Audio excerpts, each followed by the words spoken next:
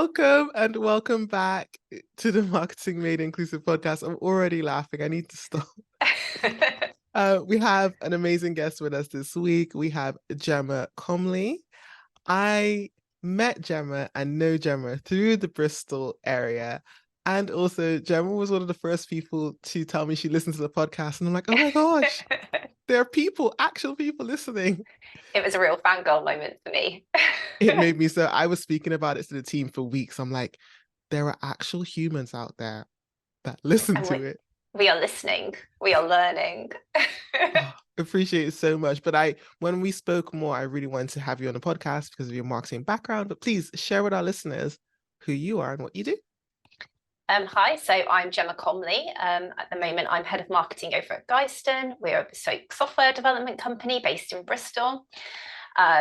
I have been working in marketing for more years than I care to admit. I've worked in various different kind of sectors, the finance sector. I've been agency side, lots and lots of different things. And I've really noticed like a change in marketing over the last couple of years. I think when I first started out, marketing was very much organize the events and bring the drinks along. You know, I was quite that felt like what I was there to do. And now I see it as being a really empowering strategic role to play in a company. I think it's really exciting. I love my job. I've been quite nervous, I suppose, around the subject of inclusive marketing because I desperately want to get it right. And I think the reason why I really fangirled over you when I first met you was I think you were one of the first people that made me feel like it was possible and that it was a very like approachable thing to do. So I'm a big fan of your podcast, and I've already said I feel like fraud to be on here. I'm here to learn, not to share my expertise. There's so many things. Thank you so much for your kind words. But like the journey that you're even going on in marketing and the changes of it, I think this is another level. And just hearing, because a lot of people are nervous. It's between the two worlds I shift of marketing and AI, there's a lot of nervousness. Terrifying worlds. Of approaching for different reasons. But I would love to know, since learning more about inclusive marketing and venturing into that world, what does it mean to you? So inclusive marketing is about ensuring that your content, the things that you're putting out there is representative of the audience that you're looking to attract. I went to see Kathleen Moran years and years and years ago, and she said, you know, society, when you like look at things, it should be like a mirror and you should be able to see yourself back. And I think that's how I feel about inclusive marketing, that it feels like people can see themselves in that. It's a real challenge because I obviously work in tech and that's quite a white male dominated environment. But I think the confidence that you've given me in it is that it doesn't have to, like every pitch you put up doesn't need to tick all the boxes, because I think that's perhaps what inclusive marketing has felt to me in the past. It's like, you know, have we got everybody in this? And actually that's makes everyone feel a bit underrepresented, I would imagine, because your message is so like lost. So you've given me that real confidence to be clear about who I'm trying to talk to and what I want them to hear. And doing that in tech as well is such a interesting element because your role shifts. Do you ever do any consulting for the companies that you're building the tech for, or is it just the marketing for your tech agency? Just the marketing for the tech agency. So I'm not too involved in the client stuff, but I know having like a people impact of the projects we build is becoming like a really key focus for us. So, you know, talking to our clients about how people are using that and like how do you want them to feel and things. It's not just like, okay, here's your tech and off you go. It's like, let's talk about like what you're trying to look to achieve from it. So we are starting to bring those kind of conversations more in. It's always difficult when you're able to advise and then having to implement internally. But at the same time, being consulting or being in the industry where you spend so much of your time highlighting the people you do the work for, it can be difficult when you're like, okay, so how do we talk about ourselves? Like, how do we put ourselves out there? what have been some of the ways that you kind of highlight the work you do? Like, what is your approach to marketing of the company? So we very much feel like we want to be part of the conversation, part of the Bristol tech sector, and that conversation about how we can move things forward and make things great. So a lot of our marketing focuses around, we do quite a lot of roundtables where we get lots of CTOs that come along, they have a nice bit of lunch with us, and there's like a conversation. We talked a lot about AI last time and how people are like implementing that in their businesses. We are heavily involved in the Bristol Tech Festival. We're really, really excited about that this year. We've got some huge plans.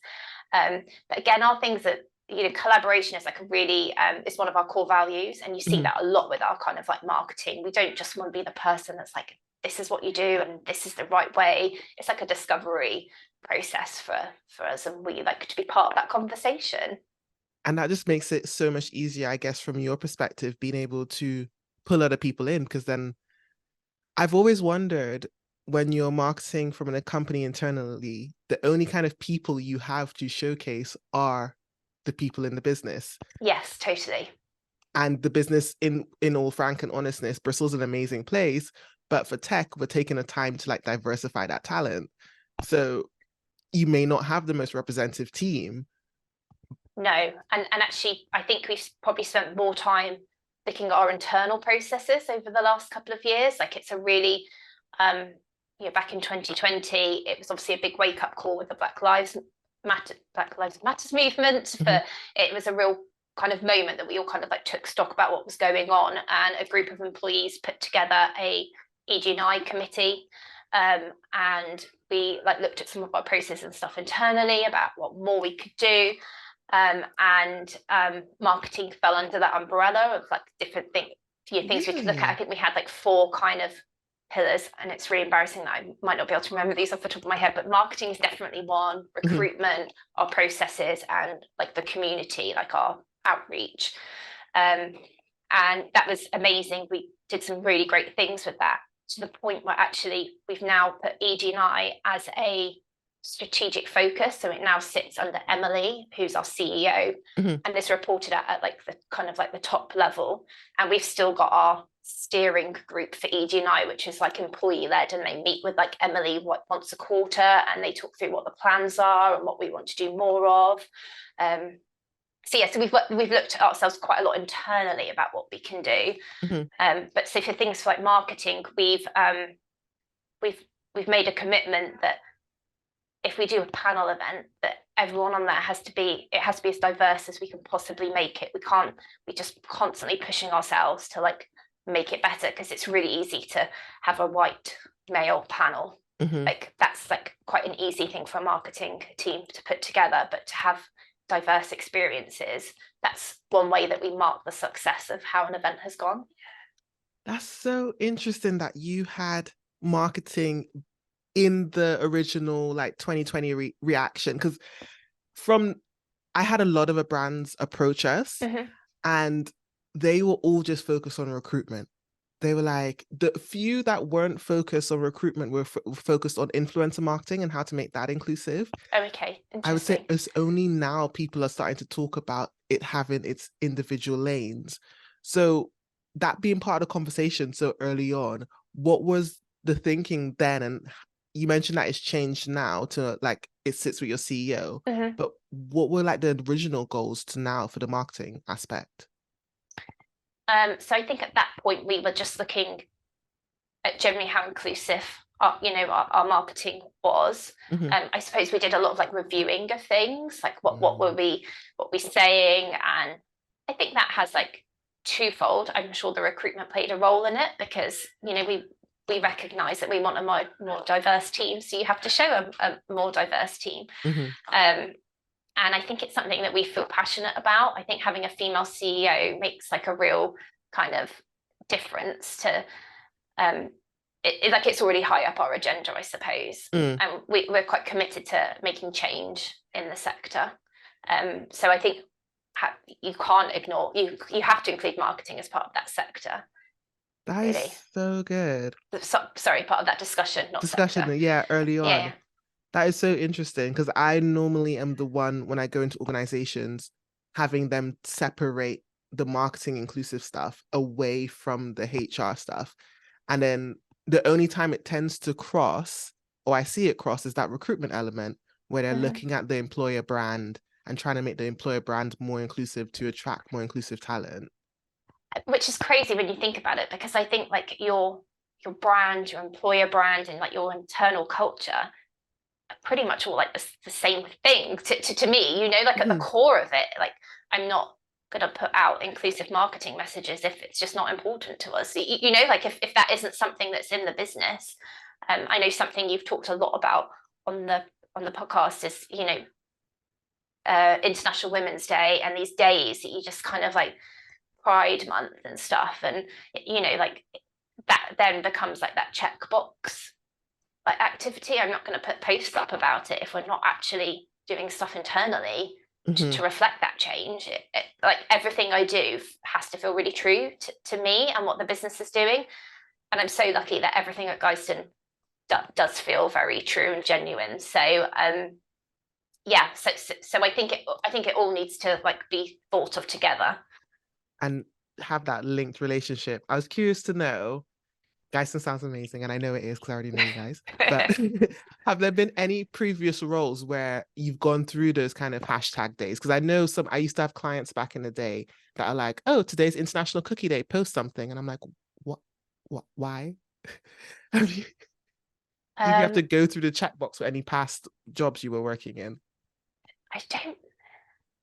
There's definitely been, I don't think it's been about the days and the social media days. It's probably been more around like imagery and stuff on a website and like trying to set up like false situations, you know, to kind of represent the brand. And I don't know, I feel really mixed on that, because you know, you do have to show it, don't you? Like, but sometimes again, it just didn't feel very genuine. It's like, let's just stick a woman in that leadership team meeting, but they're not there normally. You know, that kind of that the kind tokenization. The tokenization. That's exactly it. Yeah, and I think, you know, sometimes I'd be the woman that would just be pushed in the room, and that made me feel like not great. I'm just here for the photo shoot.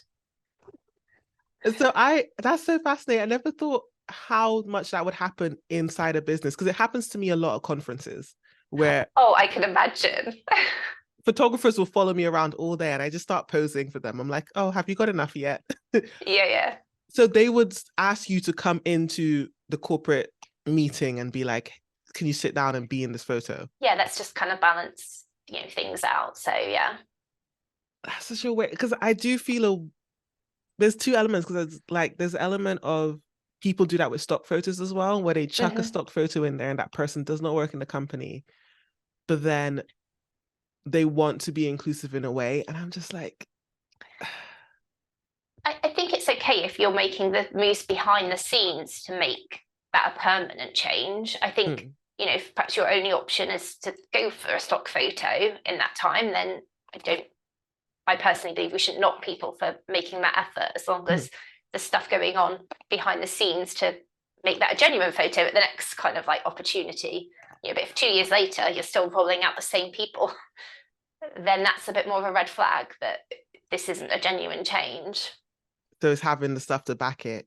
Some of the things in regards to backing it, I recommend sometimes is to put their policies public. And like, how would you say, especially for a small organization, how would you say they should show that they're doing the work behind the scenes in their marketing? I think it's just, I mean, for me, marketing is about like opening the curtains behind to see like what's really kind of going on. And I'd say it's about just feeding back and being part of that kind of conversation, really. Again, you know, we do like an ED&I report that we share internally like every quarter. And we're talking about how we can make that more of a presence on our website and, you know, make that a thing that's part of like a section. Because there's some great stuff kind of like going on. And I think if, you know, the other podcast I like a lot is that How to Fail by Elizabeth Day. And again, I think if we all kind of share what's going on and what we're doing, that makes a real difference. Because sometimes, if you're just Geiston, you're sat there on your own and you're like, wow, what can we do? There's like so much to be done to change things. We're quite passionate about making steps in sustainability, but we're not going to solve all these issues on our own. We need to kind of come together collectively to kind of share our experiences. And Does show that it answer the publicly. question? I'm No, really it sorry. does. No, it really does, because it's sharing what you're doing, even if you don't think it's perfect internally. And I think Yeah. there's so much aspects on that journey that that level of transparency just makes it show that you're doing the effort. You mentioned sustainability, and that I couldn't remember. Are you guys B Corp? No, we're not. Be really careful about what I say here. So Geisen have gone through the process. We're kind of like still going through some of the checks and things. Mm-hmm. I think I'm quite conscious that, again, that isn't just a label that people put on their websites to show that they're doing all these great things. I haven't actually been close enough to the process to be really kind of like clear on what's involved. But sometimes I feel like it's just like a badge that people can wear.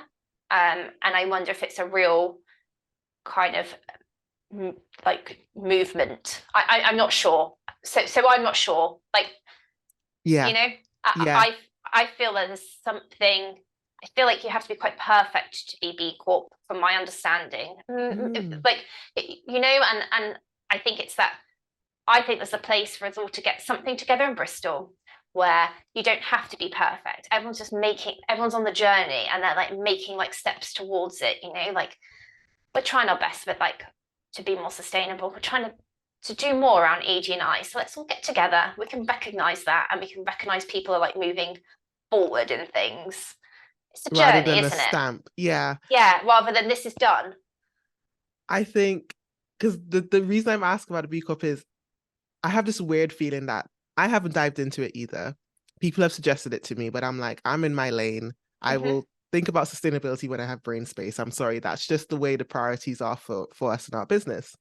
Um, but I wonder if marketers have ruined the way I feel about B Corp.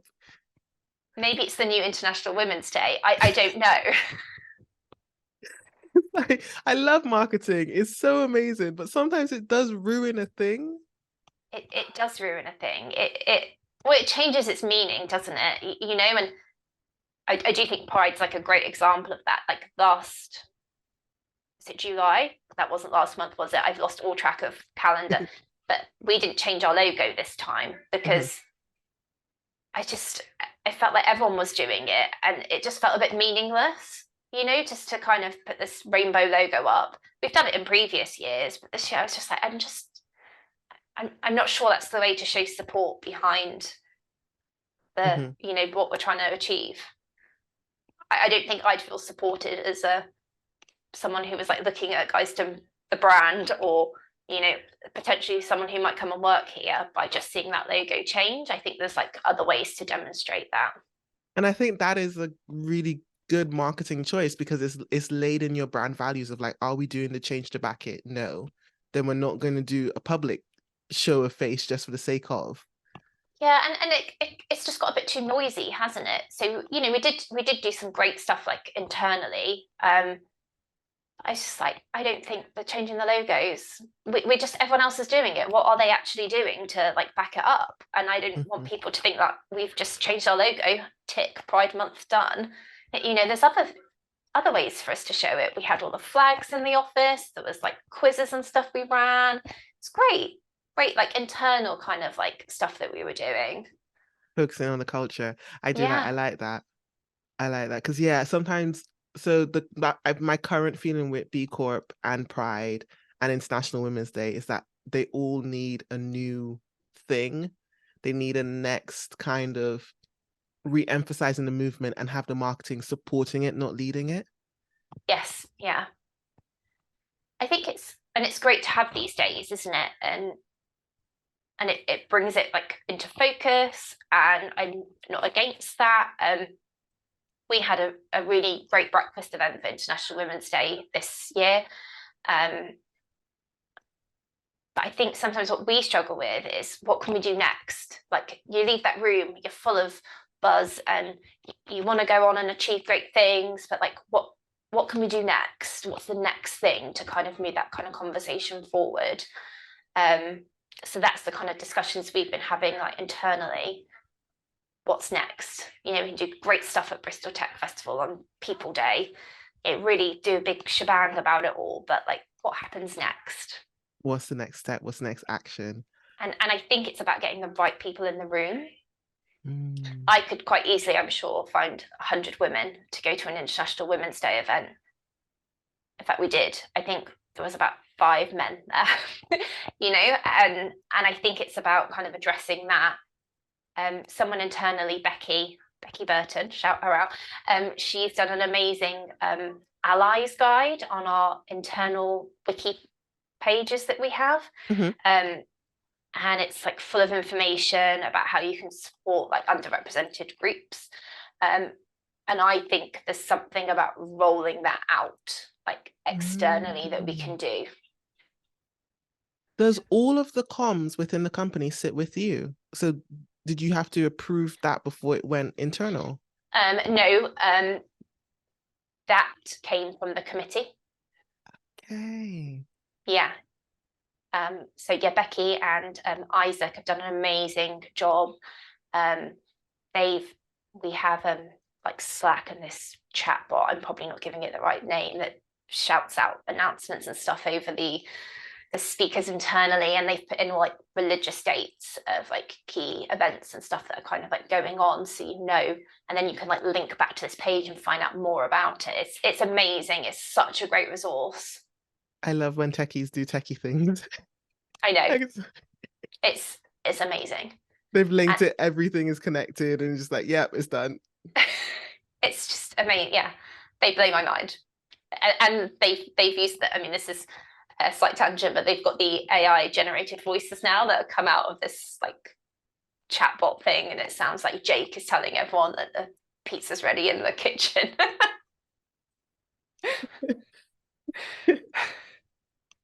So you have AI voices announcing all these things. I guess that removes any, because it's interesting, because when I hear it, I'm thinking, if you have to approve these documents, which I'm glad you don't, it's a lot of pressure to put on one person in a company. Yeah.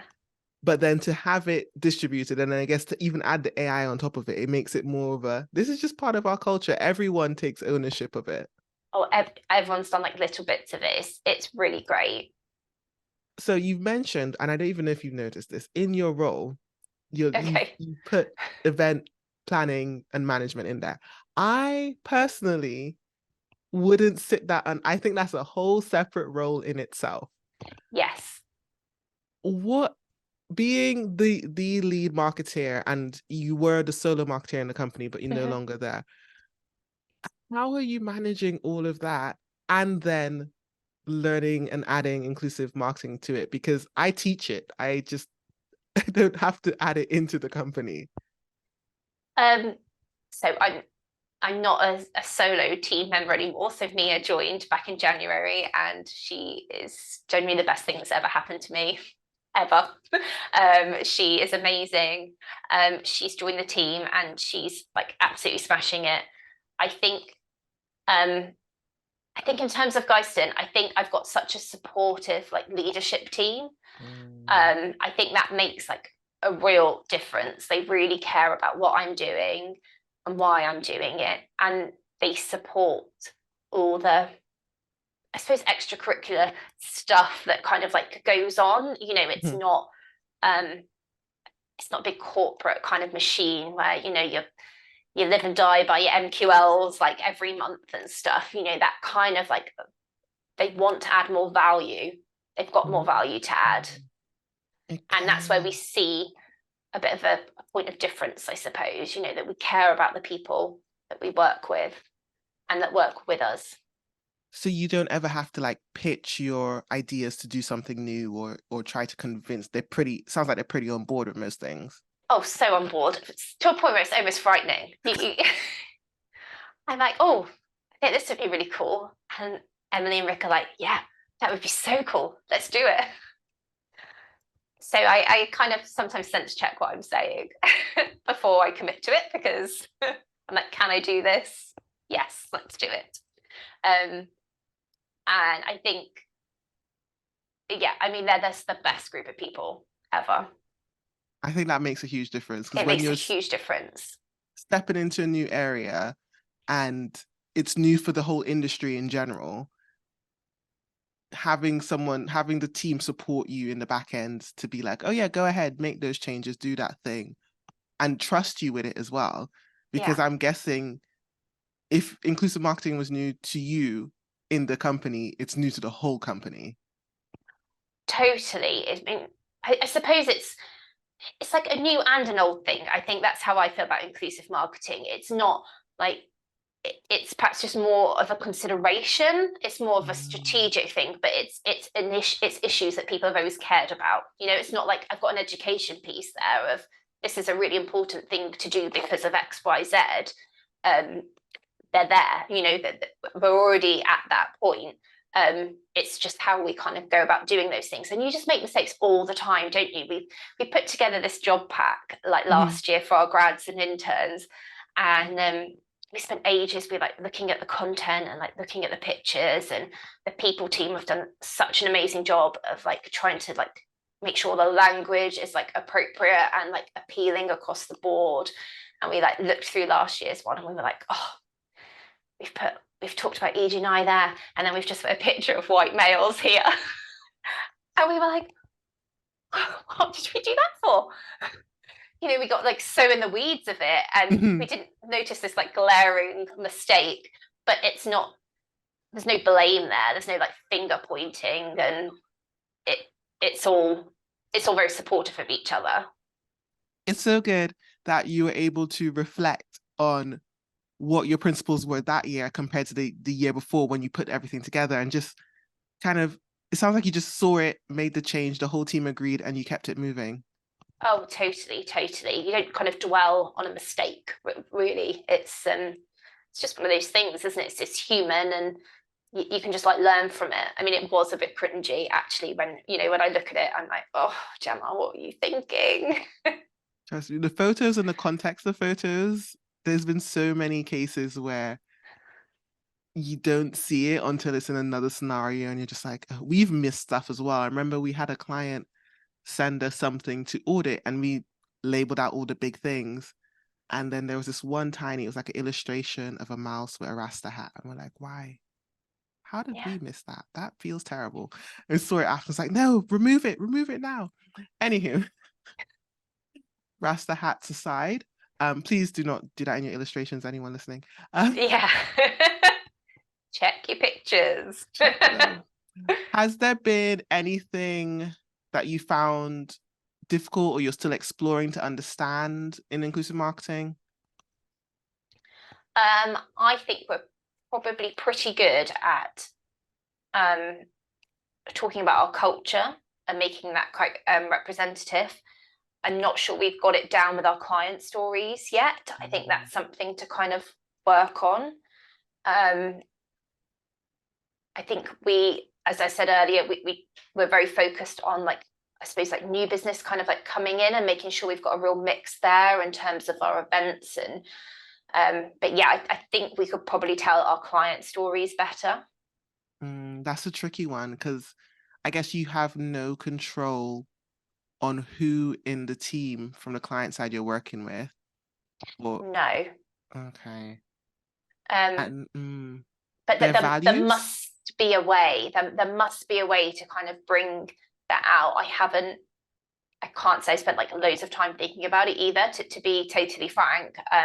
But that's one of the kind of like long-term goals, I think, of mine, is to try and think of a way to tell those stories better. It is, that's definitely a tricky one because the only way I can think would be their values and be highlighting why they're doing it. But we have this game we play, like what would happen if this really terrible person was to use our software, and we try and find ways that would still make their campaign inclusive. And it's like, we can pull on this narrative right here and highlight that amazing thing, but sometimes it's such a dive. Yeah and I think perhaps client stories and case studies I suppose sometimes we write them for like quite a specific purpose. It could be like, as part, like as they go through the sales process, for example. So, there's quite a lot to kind of consider there. But I think that now the team are starting to consider the impact of the projects and stuff we're working on a lot more. I think there's perhaps a narrative around there that we can talk about the people behind it, not just, C#, this. Not just we reduced the lines of code by 83%. Yeah, but we can, and I think there's probably more stuff we could do about their users and who's actually using the product at the end, and getting some kind of, because there's thousands of people using Geisten software, so then there's definitely some stories there that we can get hold of. Yeah, that would be from a outside looking in, that would be really fascinating to see. Okay, there was a Geisten project, and then the kind of impact, quote unquote, report of like how sustainable it was, what people it helped, how accessible it is. Yeah, that would be really fascinating, because a lot of the times I think I've advised some people where if you're working with a web development company or you're working with a software company and they don't mention accessibility, make sure you raise it, because it's the thing that they constantly get missed, or they have to go back and build in afterwards. And that was something that came up from our internal ED&I committee, is raising the profile of accessibility on projects and things. So it's now been like written into our proposal docs, and yeah, That's really, such a great group. That is a really good tip. That's a really, really good. So you have it when you're quoting for cost and everything, it is part of it, the accessibility built in to the whole project. Yeah, and I don't exactly know how they put the proposals and stuff together, but it's the people impact is now part of how we talk about your project as well. So it's kind of getting that narrative right from the beginning. Mm-hmm. And that makes it so much easier, because then when the project is wrapped up and you're writing a case study in the thread, the client is not surprised or anything, because you've mentioned it at the start and you'll mention it at the end. Yeah. Cool. Okay. So we're coming to the end of the podcast. Okay. However, I wanted to do a little fun experimentally thing with you, where we try and make a campaign or a thing more inclusive. Okay. So I've been thinking of two things. One, to do with your work life. So how could we rebrand, AI and that stuff to make it sound more inclusive, maybe? And then one, because I know you are a mother, any like children products that you're just like, why are they? Let's do a mini campaign for that. So you have your options of two areas. I think we should do the AI one, I've got to say. Go to the AI. Okay. So I spent a long summer with my children, as I told you at the beginning. I was like, it might be that they're not in the campaign at all. Yeah, it's for gin. Okay, so let's say we're doing a campaign for a new AI client that's coming, and you guys have built it. Yes. And you've got, you can make a video 1 minute long, and you can just say whatever, just to change the narrative and make AI seem more inclusive.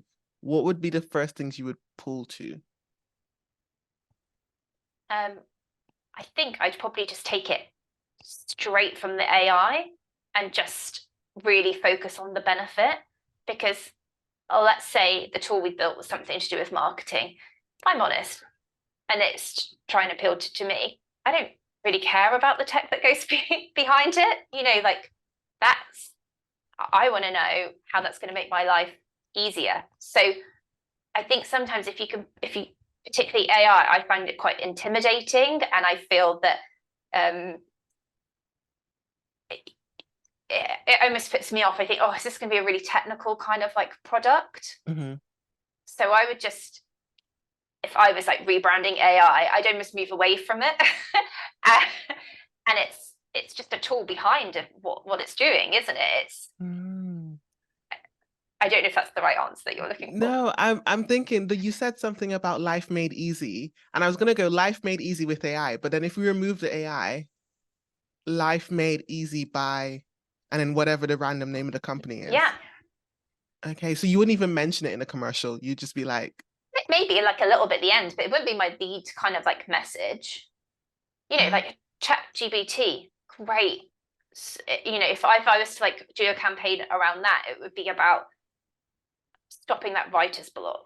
Like my advert would probably be a marketeer sat with a blank screen, tearing their kind of like hair out and feeling like completely frustrated, and then ChatGPT comes and gives you some points that you change and you edit and you go, oh, that's terrible, I'd say it that way, and before you know it, you've got a blog post at the end of it.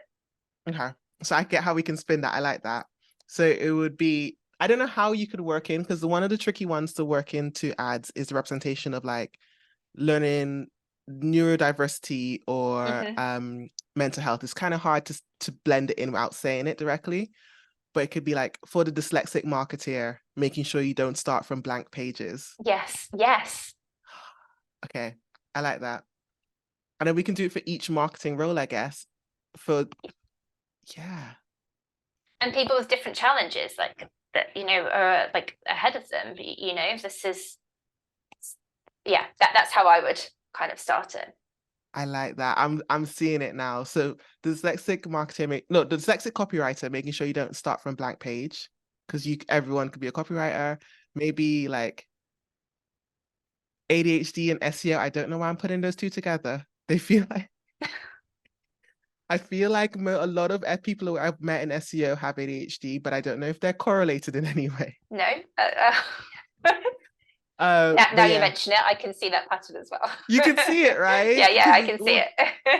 Yeah, I could see how it would be empowering marketeers, but then highlighting that it's like leveling different challenges you have. Yes, yeah. With or without neurodiversity, but yeah, it's just the day-to-day challenges of making content. Yeah. I like that campaign. Okay, ChatGPT, I'll leave you to get in touch with us. Yes, yeah. We are available. We are available, yeah. We know how much you made in the last quarter, so we will be charging appropriate prices. Yeah, I think sometimes like a big challenge around like the tech industry and diversity is that you feel like you have to be this like super smart, like nerdy person to understand it all and like benefit from it. But actually, I think what we're trying to say is that everyone is benefiting from tech, so don't be put off by like getting involved and just giving it a go. I think there's so much missed in the marketing of tech and the conversation around it, where people still think it's all code. They still think, and I think there's a lot to do with TV and how it kind of ruined it. Like they think techie people come and sit and there's green screens and black screen and green writing and it's all ones and zeros.